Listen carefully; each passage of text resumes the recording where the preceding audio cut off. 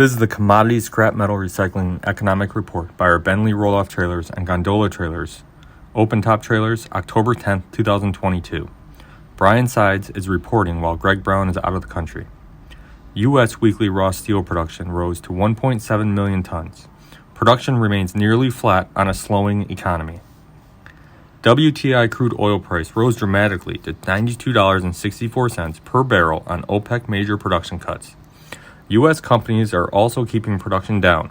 High prices are great for Wall Street's oil stocks, but are inflationary. The U.S. weekly oil rig count fell to 602, mostly flat for 3 months.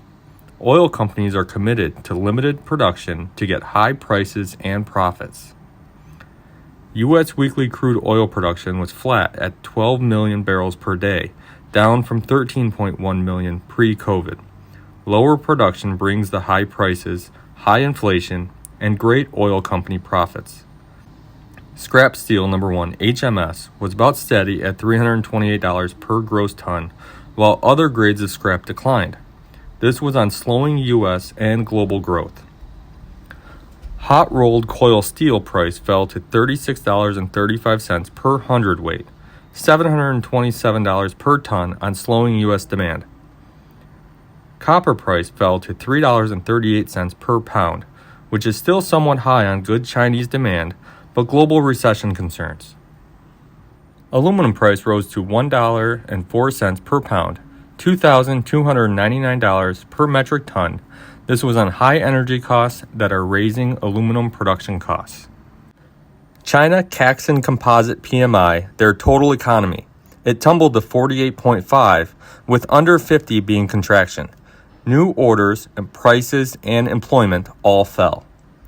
U.S. September ISM manufacturing new orders fell to 47.1, with under 50 being contraction. Higher interest rates are slowing demand. Note that new orders hit a cycle high with the 2018 tax cut, but then declined, not increased.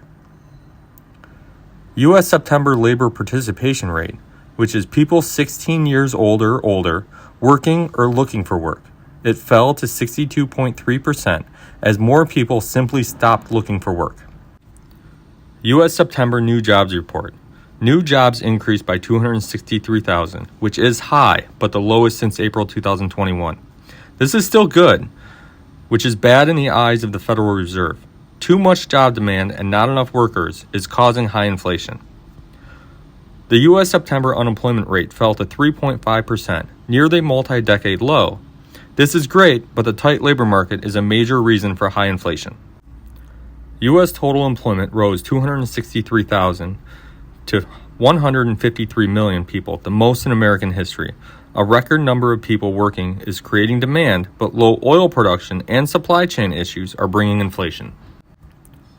Wall Street's Dow Jones Industrial Average rose 571 points to 29,297.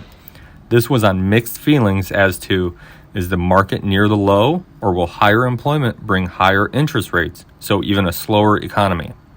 As always, feel free to call or email Greg with any questions, and we hope all have a safe and profitable week.